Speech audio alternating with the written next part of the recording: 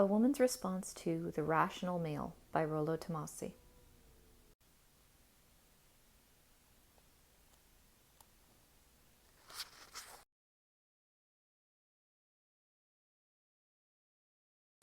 When I read the chapter on plate theory, I thought it was an excellent idea. I think it's a good idea for men. I think it's a good idea for women. I think people should date around.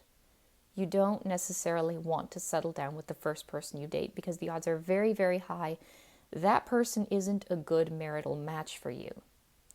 And I do believe very strongly in monogamy. I do believe very strongly in marriage. I think this is something people should aspire to and strive for. Personally, that's what I believe. And if you want to have a healthy marriage or even a healthy monogamous relationship, say you don't want to get married for any number of reasons, but you do eventually want to have a healthy monogamous relationship, the first person you date is probably not going to be the best person for you to go with. And, I looked at it, it was like, this is a good idea. Date around. It helps you get a feel for your sexual market value. It helps you get a feel for how to date. Particularly for men, dating is something that requires practice. The first couple times you do it, you're not going to do a great job of it. I don't know how it works for women. My first couple dating experiences were pretty bad. But I think it's worse for men when it comes to women because women are really difficult to get a good read on. They really are. So I don't know. My first couple dates with women were absolutely horrible. My first couple dates with men were bad. My first couple dates with women were horrible. So there is a learning curve there. Learning how to initiate a relationship with a person takes practice. And I'm not saying you should initiate a sexual relationship with every person that you date. I'm not saying sleep around. I'm saying date around. I think that's a good idea. And I said that and I did the chapter, I think. And now I'm here reading this quote and I'm thinking about it and it's kind of like, well, now that he puts it that way, spinning plates really will take care of a lot of problems that men have with women. If men understand that they have options, if they understand what their options are, if they understand that there are other women out there in the world and they don't have to stick like glue to whichever crazy woman they picked up, they're going to make better decisions for themselves. And, that's important. I've seen too many people I grew up in a town where there was a lot of religious push toward early marriage. There was a lot of church stuff going on in my hometown. Let's just put it that way. There was a bit of a revival going on when I was a teenager. And I remember how marriage was the topic on 18-year-olds' minds. Me beginning dating was something that I knew was going to happen sometime after my 18th birthday, but it definitely didn't happen while I was still in high school because no. For my friends, I remember one of my coworkers at my job. She was about 18 and she had a boyfriend. He's the only boyfriend she'd ever had. And they finally started sleeping together. And everybody kept asking her, well, are you going to get married? And she's 18. This is her only boyfriend that she's ever had. She doesn't seem particularly thrilled about him. He's just the only boyfriend she's ever had. And so they've stayed together. And people are asking her if she's going to marry him. And she kind of just stopped and she was like, well, yeah, I guess. You don't want to look at a prospective marital partner with a, oh yeah, I guess I will. Like, can you imagine, you get down on your knees and you propose to a girl and instead of like bursting into tears and crying and being all happy and excited, you get a, oh, I guess, sure, yeah. That was how she felt about it. That was how she really felt about it. I'm sure if he actually presented her with a big, shiny, sparkling ring, she probably would be bursting into tears and crying like most women do. But, she should have broken up with him and started dating somebody else. If this is the only guy that she ever dated, maybe it would be a good time to try somebody else, especially if she's not that thrilled about him, which it sounds like she wasn't that thrilled about him. And I've seen guys do it too. I remember there was a girl in my church who was absolutely nuts. She was insane. Like, just don't go there. She's crazy. She wasn't particularly pretty, and she was crazy as hell. And she had a boyfriend. He was actually a relatively good-looking guy, which is probably why she was so nuts about him. I mean, she was nuts about everything, but she was also nuts about him. And at some point, she bullied him into proposing to her. And she's showing off the ring to, all of our friends, our group of friends. And I looked over at him. We were in high school. Like, we were literally sitting in the high school cafeteria.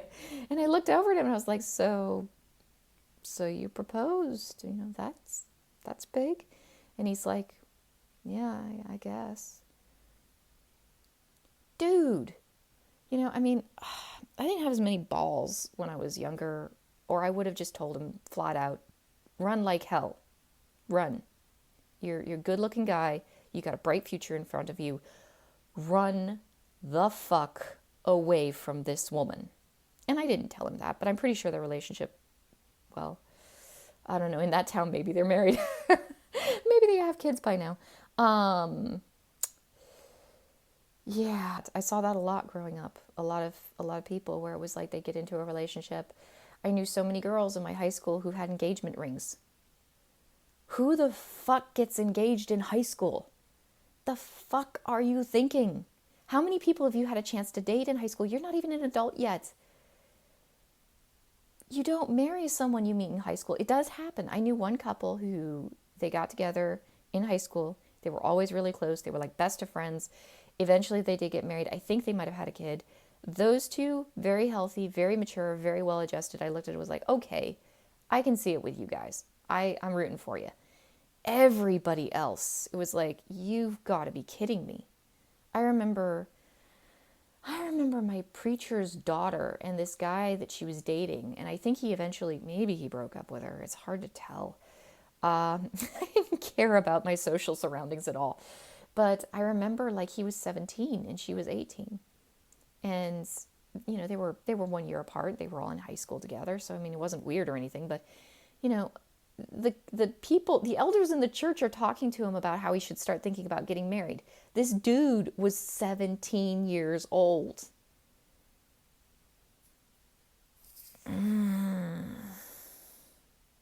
people do it. People do that. They get married at like insanely young ages to the first person they ever date. And sometimes it works and frequently it doesn't. And part of the reason is they have no idea at that age what their sexual market value is. They have no idea what other better things they could be doing with themselves. And it's not good. It's not good. And I didn't think about that. Like, I didn't think about that when I read plate spinning. I realized that plate spinning was a great idea, but reading this quote, it's just kind of dawned on me that if you spin plates, and you spin lots of plates, you spin a plentiful number of plates, the chances that you're going to get stuck in one of these, well, I guess, kinds of marriages, very greatly reduced. When you're the chances they're going to get stuck in any kind of crazy situation are greatly reduced. If you're generally kind of non-committal and you're just searching around the field, and I'm not saying playing the field in the sense that you're sleeping with every single woman or that you're leading women on and telling them, yeah, marriage is totally going to happen one of these days, and meanwhile you've got your Rolodex of 50 other women. I'm just talking about playing the field, and I honestly believe in very openly playing the field and honestly playing the field. That's what I did. That's what the guys I was sleeping with did. They told me, I'm just focusing on me right now, and I don't believe in exclusivity at this point.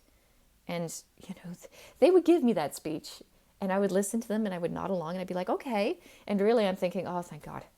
Okay, good. I don't have to worry about this guy getting stars in his eyes and trying to propose to me all of a sudden, because that was terrifying. And, I don't have to worry about that. So, yeah, a lot of problems. Like, the more I think about it, the more I realize it. A lot of problems that men have that lead to massive amounts of frustration with women. It's because they just haven't spun enough plates. They don't have the practice, they don't have the experience, and they don't realize what their options actually are. So, yeah, spin those plates, guys. Spin them. Ladies, spin plates too. Everybody just go out and spin some plates. Wait till you find something real and genuine and good, and then think about marriage. Don't put the cart before the horse.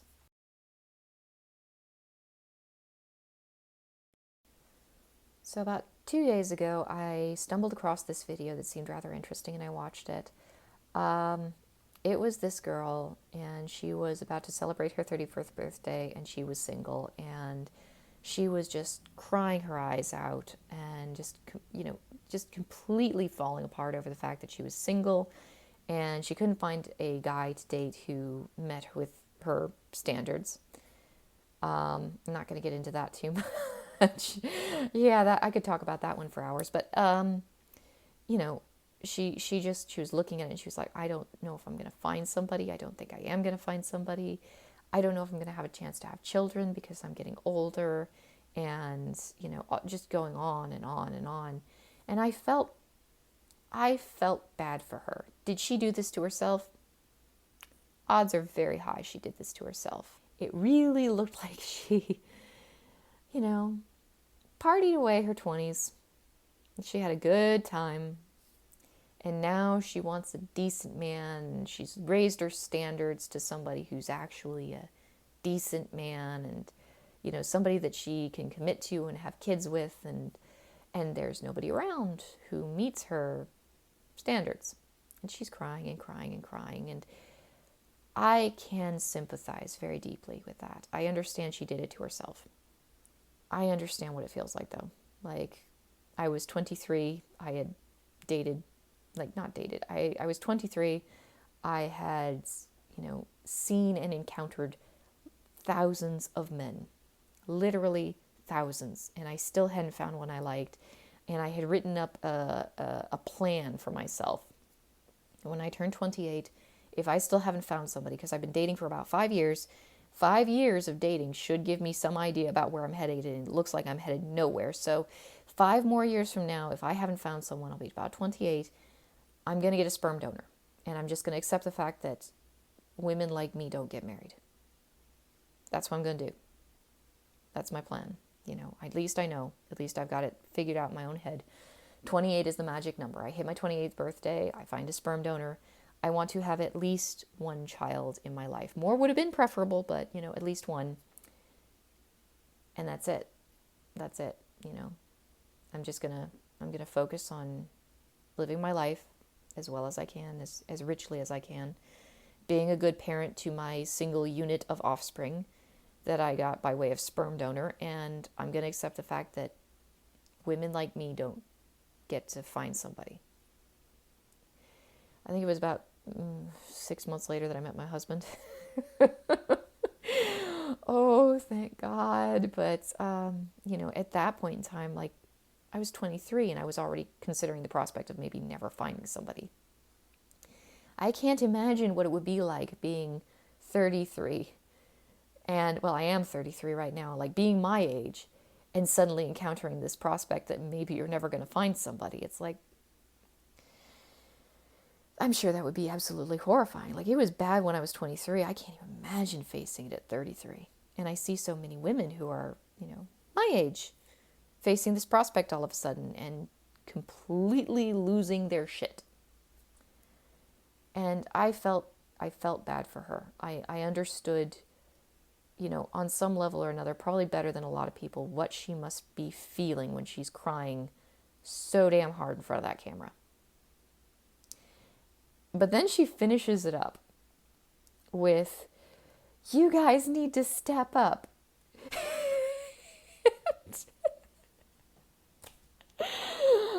Oh, God, I'm sorry. Excuse me? Entitled much, are we? Wait a minute. I'm so sorry. My sympathy just ran away. Let me go find it. No, honey, that's not how this works. No. Nobody owes you a damn thing. Are you obligated to date her? And a lot of guys will say no, and a lot of people will say, oh, that's so shallow. It's no, it's not. No, it's not. Just because somebody else made bad decisions, or even if they made good decisions and ended up having horrible luck, that's not your problem. That's not your responsibility. You shouldn't have to date women who are aging out of their fertility because because you don't owe them that. You don't owe them anything. Um, I get annoyed by this by the shame game, by the shallow affect, by a lot of the social conventions that Tomassi mentions in this chapter, because I encounter them in real life, and I've always looked at them like this doesn't make sense. God, I knew one guy. I was in the strip club this one night, and this guy, I walked up to him. I asked him if he wanted to dance. He said no. He wasn't. I wasn't his type. I was like, oh well, who is your type? We've got blonde girls, we've got brunettes, we've got redheads, we've got tall girls, we got short girls, we got fat girls, we got skinny girls. What kind of girl do you want? Because, I mean, I wasn't feeling particularly competitive. I was happy to, point him in the direction of whichever girl happened to be his kind of thing. And he very, very shyly pointed across the room, that one. I was like, okay, well, go talk to her. He's like, no, I couldn't do that. I was like, dude, go talk to her. He's like, no, I really couldn't. Um, and he had a list of reasons why he couldn't talk to this girl. And so, she sold a dance to another guy. They walk over to the dance booth, and we were standing by the dance booth. And I was chatting with this guy a little bit. She comes out of the dance booth. The guy she sold the dance to wanders off back to his chair. She's standing there in the doorway looking around, kind of scouting the floor, trying to figure out where she's going next. And the guy I pointed to her. The guy turns around and looks at her. He freezes, like just tenses up. And I reached over and I touched the small of his back and I very slowly and gently just pushed him toward the girl. And he walked toward her like a man who was in a trance. Like he couldn't fight me because then he might have looked silly. And he wanted to talk to her, but at the same time he didn't want to talk to her.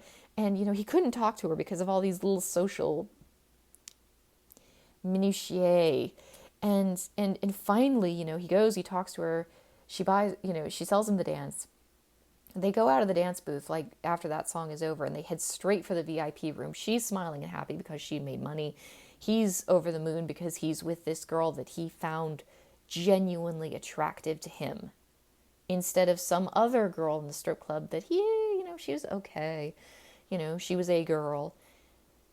I think that sometimes the strip club is the entirety of the dating world just made miniature. There are occasions where people meet, people of the opposite sex or even people of the same sex that they find genuinely attractive, that they genuinely want to be with. And they look at it and they say, oh no, I can't date that person because. And they come up with all these stupid ass reasons why they can't date that person. It's like, dude, you want them? Go talk to them. Just try it. Then at least you'll know. Don't stop yourself from doing what you actually want to do.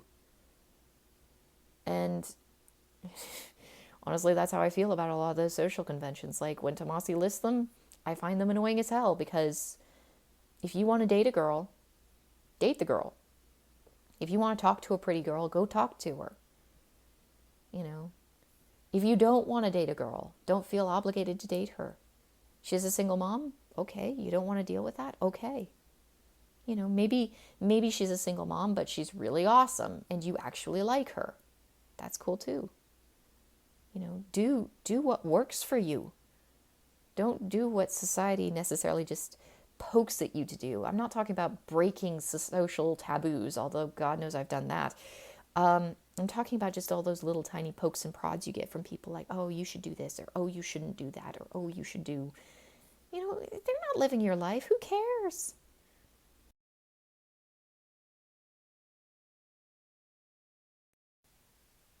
I've had so many guys who've, commented, not necessarily on YouTube, but sometimes on BitChute, sometimes on Minds, just guys commenting around. Like, I'll talk about why I became an exotic dancer, and they'll tell me that I had so many more options than that.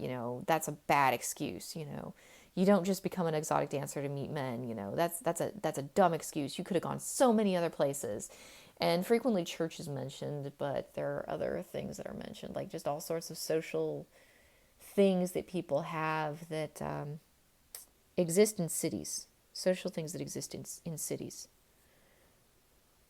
They didn't really exist in my small town. Like, there weren't exactly clubs I could get into. And I'm not talking like strip clubs or dance clubs or party clubs. I'm talking about like book clubs. There were a few that I found. The men that attended them were gray haired and on the older side. I was, wow, what was I? 20 years old at the time that I was looking at those, and dating a guy with gray hair, unless he's, some people turn gray at unusual, unhealthy ages. Like sometimes, I had my 18th birthday, and the next thing I knew, I was just gray from, front to back. Like it all just kind of grew out silver from that point. That sort of thing, happens. These weren't those kinds of guys. These guys were old enough to be my grandfather. I didn't want to date them. Maybe that was picky of me, given my circumstances. But at that point, strip club it is. I'll date the low quality men in the strip club before just giving up altogether. And that was really what I felt my options were. Honestly, spin plates wherever you find them. If there's attractive women around, it doesn't matter where you found them. You found them. Congratulations, you found them. They're there. They're there at this moment. Don't turn your nose up at them until you happen to run across them in the local library, because weird thing, strippers occasionally go to the local library. Just, my first apartment in the city when I moved there was actually like a couple blocks away from the local library. So when I wasn't in the club, the only other place I really went to was the grocery store and the library. And it's funny to me because I am quite certain that a man who met me in that library would probably be far more interested in getting to know me and forming a relationship with me and treating me respectfully than that same man would be if he met me inside the strip club. Like, that's just how it works. And it's like, I understand how it works that way. I understand that a lot of guys, if they meet a stripper, they're not going to necessarily take her very seriously. I don't hold that against men. I've met plenty of strippers. There are plenty of crazy strippers in this world. But don't go telling me that the only place you're going to find a sophisticated woman is on the college campus or in the library or at the bookstore. Like, if you're narrowing down your search parameters that far, the problem isn't necessarily the fact that there aren't pretty girls around. The problem is much more likely to be that you aren't willing to go out and find the pretty girls because you don't want to be somewhere, uncomfortable or risque. And it's not like there's some sort of quality meter at the door of the bar saying that every woman who walks in has to be X amount skank before she can go in. It's like, oh, I'm so sorry, you can't come into this bar because I'm only picking up a 19% skank meter on you, and you really need a full 20% or more in order to enter this bar. You need to go up your skankiness before you can come in here to have a drink. Like, it doesn't work that way. Anyway, I have rambled enough. Next chapter is going to be hypergamy. I've been waiting for this one. I can't wait to talk about this one. I'm excited, you guys. I'm excited. So yeah, next week, hypergamy. I will talk to you guys later.